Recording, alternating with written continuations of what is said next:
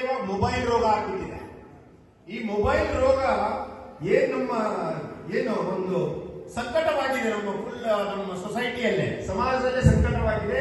ಅದಕ್ಕೆ ಸ್ವಲ್ಪ ಅದು ಉಪಯೋಗ ಕಮ್ಮಿ ಮಾಡೋದಕ್ಕೆ ತಾವು ಒಂದು ಅಭಿಯಾನ ಮಾಡ್ತಾ ಇದ್ದೀವಿ. ಅದಕ್ಕೆ ನಾವೆಲ್ಲರೂ ಅತ್ಯಂತವಾಗಿ ತಮಗೆ ಧನ್ಯವಾದವನ್ನು ಸಲ್ಲಿಸಬೇಕು ಅಂತ ನಾನು ಇಚ್ಛೆ ಪಡ್ತೇನೆ ಇಲ್ಲಿಂದ.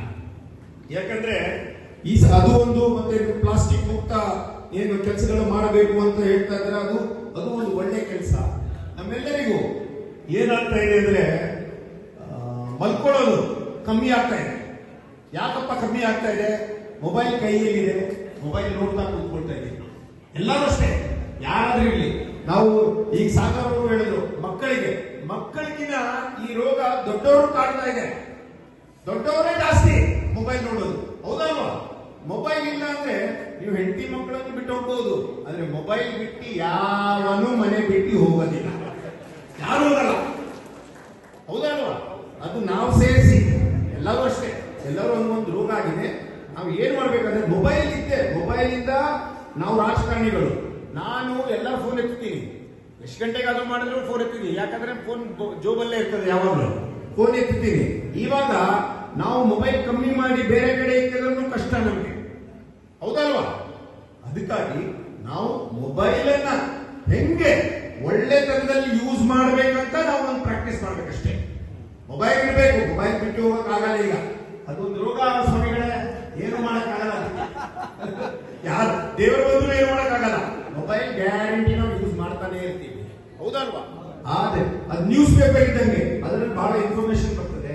ಇವಾಗ ಏನ್ ಕಾರ್ಯಕ್ರಮ ನಡೀತಾ ಎಷ್ಟೊಂದು ಜನ ಈಗ ರೆಕಾರ್ಡ್ ಮಾಡ್ತಾ ಇದ್ದಾರೆ, ಅದಕ್ಕೆ ವಾಟ್ಸ್ಆಪ್ ಮಾಡ್ತಾ ಇದ್ದಾರೆ, ಎಲ್ಲ ಕರೆಕ್ಟು. ನಮ್ಮ ಸ್ನೇಹಿತರಿದ್ದಾರೆ, ಮಂತ್ರಿಗಳಾಗಿದ್ದಾರೆ, ಅವರು ವಾಟ್ಸ್ಆಪ್ ಎಲ್ಲ ಮೊಬೈಲ್ ಯೂಸ್ ಮಾಡ್ತಾರೆ, ಎಲ್ಲ ಮಾಡ್ತಾರೆ. ಯಾವಾಗ ಮಾಡ್ತಾರೆ ಅಂದ್ರೆ ಬರೀ ಫೋನ್ ಮಾಡಕ್ಕಷ್ಟೇ, ಫೋನ್ ಮಾಡಿ ಮಾತಾಡಿ ಇರ್ತಾರೆ. ಫೋನ್ ವಾಟ್ಸ್ಆಪ್ ಎಲ್ಲ ಅವ್ರು ಕ್ಲಿಯರ್ ಮಾಡ್ತಾರೆ. ಅದರಿಂದ ನೀವು ಬೇರೆ ಕೆಲಸಗಳು ಮಾಡೋದು ಹೆಚ್ಚಾಗುತ್ತೆ. ನಮ್ದೆಲ್ಲ ಹೀಗೆ, ನಾವು ಮೊಬೈಲ್ ಒಂದು ಫೋನ್ ಯೂಸ್ ಮಾಡ್ತೀವಿ, ವಾಟ್ಸ್ಆಪ್ ಅದೊಂದು ಅಭ್ಯಾಸ ಆಗ್ಬಿಟ್ಟಿದೆ, ಎಲ್ಲರಿಗಾಗಿದೆ. ಅದಕ್ಕೆ ಗುರುಗಳೇ ನೀವೇ ಹೇಳ್ಬೇಕು, ಇವಾಗ ಹೆಂಗ್ ಮಾಡೋದು, ಇವಾಗ ಮಾಡಬಾರ್ದು ಅಂತ. ಡಾಕ್ಟರ್ ಇದ್ದಂಗೆ ಏನಾದ್ರು ಟ್ಯಾಬ್ಲೆಟ್ ಕೊಡಿ ನಮ್ಗೆಲ್ಲರಿಗೂ, ಟ್ಯಾಬ್ಲೆಟ್ ಕೊಟ್ಟರೆ ಕಮ್ಮಿ ಆಗೋದು ಕಾಣುತ್ತೆ ನಮ್ಗೆ. ಅದಕ್ಕೆ ನಾವೆಲ್ಲ ಮಠಕ್ಕೆ ಯಾಕೆ ಬರ್ತೀವಿ? ಮಠಕ್ಕೆ ಬಂದು ಗುರುಗಳು ಏನ್ ಹೇಳ್ತಾರೆ ಅವ್ರ ಡೈರೆಕ್ಷನ್ ಅಲ್ಲಿ ನಡ್ಕೊಳಕ್ ಬರ್ತೀವಿ ಎಲ್ಲರೂ, ಹೌದಲ್ವಾ? ಅದಕ್ಕಾಗಿ ತಾವು ದಯವಿಟ್ಟು ನಮ್ಗೆ ಇವಾಗ ಒಂದು ಅಭಿಯಾನ ಮಾಡಿದ್ದೀರಿ. ಇವಾಗ ಕಮ್ಮಿ ಹೆಂಗ್ ಮಾಡಬೇಕು ಅಂತಲೂ ತಾವು ಹೇಳ್ಕೊಡ್ಬೇಕು ಅಂತ ಹೇಳುತ್ತಾ, ಮತ್ತೆ ನಮ್ಮೆಲ್ಲರಿಗೂ ಕಲ್ಮಿಟಿಗೆ ಬಹಳಷ್ಟು ಸನ್ಮಾನ ಮಾಡಬೇಕು. ನಮ್ಮೆಲ್ಲರಿಗೂ ನಾನು ಅಭಿನಂದನೆ ಸಲ್ಲಿಸಿ ಮತ್ತೆ ತಮ್ಮೆಲ್ಲರಿಗೂ ಧನ್ಯವಾದ ಹೇಳುತ್ತಾ ಎರಡು ಮಾತನ್ನು ಮುಗಿಸ್ತೀನಿ. ಜೈ ಹಿಂದ್, ಜೈ ಗಂಗಾ.